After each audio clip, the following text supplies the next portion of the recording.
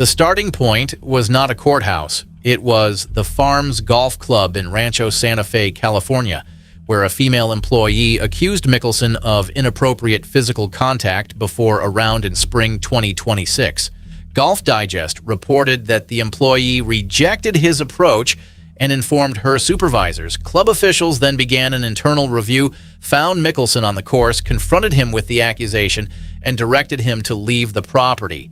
The employee remained unnamed to protect her privacy. Her refusal to participate publicly did not prevent the club from acting on the complaint. The Farms later issued a limited statement. Management confirmed that a staff member had reported misconduct, received support, and triggered an independent investigation. Officials also said decisive action followed and that the individual involved was no longer a member. Privacy rules kept the club from sharing further details. That wording carried weight because it confirmed a complaint and an institutional response without deciding every disputed fact. Mickelson's representatives offered a different account. His spokesperson said any misunderstanding had been cleared up, while attorney Tom Clare maintained that Mickelson resigned his membership. Those competing versions created the first conflict.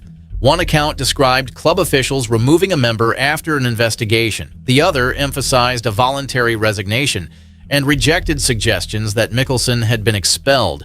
Golf suddenly had two scorecards for the same hole, and neither side was conceding a stroke. The distinction mattered because a resignation suggests personal choice, whereas removal suggests discipline. It also shaped every later story about Amy, their marriage, and the idea that family finances were being separated under pressure. But the next report widened the controversy beyond one club, and that expansion pulled Amy directly into a story she had never chosen to make public. Scratch Golf published a broader examination in late June. Its report connected Mickelson with disputed exits from the Farms, the Madison Club in La Quinta, and the bridges at Rancho Santa Fe. Anonymous sources were used to describe alleged conduct and private discussions surrounding those departures. The publication also revisited an accusation from Ashley Perez, the estranged wife of professional golfer Pat Perez, concerning an encounter during the 2015 Barclays tournament. She said Mickelson displayed an explicit photograph and propositioned her while she and Pat were staying at his villa.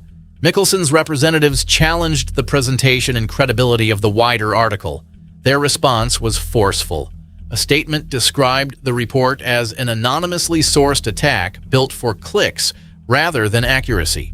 Representatives said Mickelson had never been expelled from the clubs and insisted his membership decisions were voluntary. They argued that separate disputed claims had been combined into one damaging narrative. Scratch editor Ben Boscovich answered that the publication stood behind its reporting and said Mickelson had declined an opportunity to comment before publication. That left viewers with an authentic journalistic dispute, serious accusations on one side, categorical objections on the other, and limited access to the evidence considered by club officials. Amy became central because the Scratch article suggested she played a role in her husband's departures from certain clubs. Mickelson's spokeswoman rejected that assertion and said there was no legitimate reason to pull Amy into the story. The response stressed that she was not a public figure and accused anonymous sources of speculating about her marriage, motives, and decisions without first-hand knowledge. Most importantly, the spokeswoman denied that Amy forced Phil to surrender any membership. According to that statement, those choices belonged to Phil alone. This point changes the meaning of the title. Public discussion can turn a spouse's involvement in private damage control into a legal separation with astonishing speed. One story says Amy wanted a condo sold. Another says she influenced a club departure. Soon an online headline announces protected assets, emergency orders, or divorce papers. The internet then awards itself a green jacket for finishing a legal case that no court has publicly placed on the leaderboard. Drama travels quickly, documentation walks. No reliable report reviewed for this story identifies a court, case number, filing date, attorney, jurisdiction, or document showing that Amy filed for forced asset separation. Those are not minor missing details. They are the basic markers that distinguish a legal action from a circulating claim. Asset separation can have specific meanings depending on a couple's residence, ownership structure, estate plan, business interests, and applicable law. Without a real filing, nobody can responsibly declare what Amy requested, which property was involved, or whether any judicial order exists. The verified public response points in another direction. Mickelson's spokesperson described Amy as supporting him with extraordinary grace and unwavering love during a difficult period. The same statement said Phil was focused on becoming the husband, father, and man his family deserved. That language came from his team, so it should not be mistaken for Amy speaking independently in court or before the press. Still, it is the clearest on-record description of her position presently available. Any script claiming she filed against him must overcome that record with actual evidence, not louder narration. Here is the uncomfortable turn. The Clubhouse allegations are documented as allegations, but the financial action carrying the headline has not been documented at all. That does not make the underlying Clubhouse reports trivial. A female employee made a complaint, and the farm said it conducted an independent investigation before taking decisive action. Ashley Perez also attached her name to a separate account and later publicly thanked people who supported her. Their claims deserve accurate presentation without ridicule or embellishment. Likewise, Mickelson is entitled to have his denials and his lawyer's explanation included. Fairness does not require pretending every account carries identical evidence. It requires showing viewers which parts are established, attributed, disputed, or absent. The family history explains why the asset story gained traction. Phil and Amy met while attending Arizona State University and married in 1996.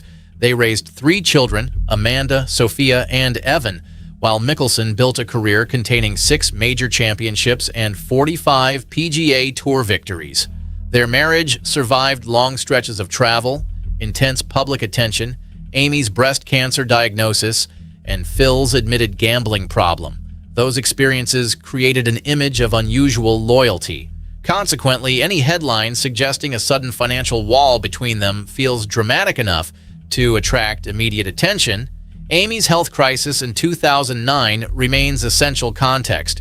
Phil suspended his playing schedule after her diagnosis, placing competition behind his family. Support from the golf community followed, and Amy later became closely associated with one of the most human chapters of his career. This history does not prove what happens inside their marriage today. It does show why using her name as a convenient plot device is unfair when evidence is missing. She is connected to a famous golfer, but she has not spent decades seeking the same public platform. Phil's gambling disclosures added another layer. In 2023, he said gambling had become reckless and embarrassing before he addressed it through extensive therapy. He also stated that his family remained financially secure and credited Amy with helping him through challenges he created. Those admissions make financial headlines sound believable to casual readers. Believability, however, is not verification. A history of risky betting cannot be converted into proof that a spouse filed a new legal action. Golf fans understand this principle already. A reputation for missing fairways does not prove where the latest drive landed. His move to LIV Golf also changed the environment surrounding every controversy. Mickelson became one of the most recognizable figures to leave the PGA Tour in 2022, and his decision placed him at the center of golf's bitter institutional split. Public opinion split between admiration for a disruptive veteran challenging the establishment and anger at a wealthy champion further fracturing professional golf. That polarization now affects how audiences interpret personal allegations. Polarized audiences rush toward the worst conclusion, while claims of retaliation weaken reliable journalism from the opposite direction. The counter-argument deserves attention. Club investigations are private. Witnesses can request anonymity, and sensitive complaints rarely arrive with a public folder of documents. Demanding complete disclosure can punish employees who report misconduct. Therefore, the absence of every internal record does not erase a club's confirmed statement or the existence of an accusation, yet a supposed court filing belongs to a different category. Legal filings normally create identifiable records or generate confirmation from attorneys and reputable outlets. When a headline supplies a precise action, but none of those markers, skepticism becomes necessary rather than evasive. Mickelson's response also requires scrutiny. Calling a report click-driven does not automatically defeat its sourcing. Describing a departure as voluntary does not explain why the farms announced decisive action after an investigation. His representatives said some circulating allegations were false, while others revisited mistakes he had acknowledged publicly or privately. That phrasing accepts complexity without specifying which claims fit each category. Viewers should resist treating a polished statement as conclusive simply because it arrived through lawyers. Public relations can shape a lie almost as carefully as a champion shapes a wedge. Scratch carries responsibilities as well. Combining incidents from different years, clubs, and sources creates narrative force, but it can blur important distinctions. Anonymous testimony needs strong corroboration. Claims involving Amy require care because she is not the athlete whose conduct is under examination. The outlet said it stood by the work, while Mickelson's team accused it of misrepresenting events. That disagreement cannot be settled by choosing the version with the sharper headline. Each claim must be judged on its own sourcing, response, and available confirmation. For Amy, the stakes extend beyond public curiosity. Her name now functions as evidence in stories even when she has not personally issued a statement. One narrative casts her as the loyal spouse guiding recovery. Another portrays her as the private force behind club resignations. The asset separation title pushes further by assigning her a legal action. These versions cannot simply be blended into a dramatic character arc. Until Amy speaks or a verifiable document appears, her position should be described only through properly attributed statements and confirmed actions. For Phil, the consequences reach past tournament results.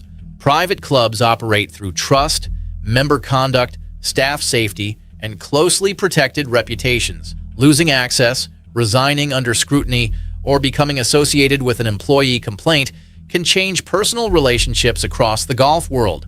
Sponsors and league partners also watch how allegations develop, even when no criminal charge has been announced. A famous name provides resources for a defense, but it also ensures that every contradiction receives attention. His competitive future adds another question. Mickelson stepped away from multiple events in 2026 while citing a family health matter. He briefly returned for a LIV golf tournament in South Africa, then missed major appearances, including the Masters. Those absences should not be rewritten as proof of marital separation or disciplinary punishment. Phil publicly connected them to family health. Unless stronger evidence emerges, that explanation remains the stated reason. Turning every missed tee time into secret confirmation would be convenient storytelling and poor reporting. The phrase forced asset separation creates additional confusion because it sounds official while revealing almost nothing. Was the supposed action a divorce filing, a post-nuptial agreement, a trust change, a business restructuring, or a temporary court order?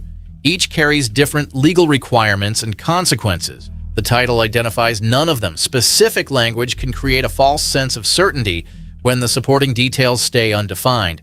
Viewers are left imagining mansions, accounts, and emergency hearings, although no reliable source has established those scenes. What happens next depends on evidence. A filing would supply a jurisdiction, a date, named parties, and an identifiable request for relief.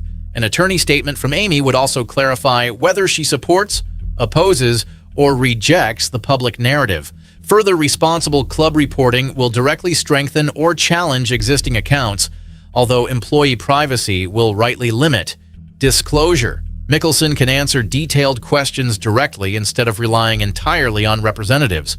Until one of those developments occurs, the financial portion of this story remains unsupported. The Clubhouse controversy itself will continue affecting his legacy. 6 majors, 45 PGA Tour titles, memorable recovery shots, and his historic PGA Championship victory at age 50 cannot be deleted from golf history. Personal achievements also cannot settle accusations about conduct away from competition. Legacy is not a scoreboard that automatically cancels every uncomfortable entry. Fans can admire the golfer while demanding fair treatment for employees, careful reporting from journalists, and evidence before condemning a marriage. That balanced position will frustrate viewers who want an instant villain. Plan 2 conflict stories usually offer 2 sides and a closing argument. Real life sometimes refuses that tidy finish. Responsible coverage must weigh the employee's complaint, the club's action, Phil's denial, Amy's privacy, and the missing legal record together. Holding all of those facts together is less thrilling than shouting a conclusion, but it is the only approach that respects everyone involved. Nobody should confuse restraint with protection for a celebrity. If stronger evidence establishes misconduct, it deserves direct coverage. Should a valid asset filing appear, its contents can be examined with proper context and without inventing motives. Conversely, if claims collapse under scrutiny, corrections should receive the same visibility as the original headlines. Accountability loses meaning when it applies only to the person generating clicks rather than the people publishing them. The sharpest irony is that Mickelson made his name by taking risks ordinary golfers would avoid. Fans cheered when those gambles cleared trees and landed beside flags. Away from the course, risk carries different consequences, and applause cannot determine the truth. Amy has spent years helping the family navigate health scares, public criticism, and Phil's acknowledged mistakes. Reducing her to a surprise legal twist ignores that history and denies her control over her own story. At present, the title raises a powerful question but does not provide a proven answer. The confirmed story concerns serious Clubhouse allegations, disputed membership departures, public denials, and a spouse whom Phil's representatives describe as supportive. The claimed forced separation of assets has no disclosed filing behind it. That gap is not a small technicality. It is the line separating investigation from invention. Golf will keep debating Phil Mickelson because his career has always invited strong reactions. This dispute demands something more disciplined than fandom or hostility. Viewers should watch for named documents, direct statements, and reporting that distinguishes what a club confirmed from what anonymous sources asserted. Until then, the most responsible conclusion remains deliberately unfinished. The Clubhouse story is real enough to warrant scrutiny. The financial claim still needs proof. If you made it this far, you understand why this story cannot be judged from one dramatic headline. Subscribe for golf coverage that follows the evidence, not the loudest rumor.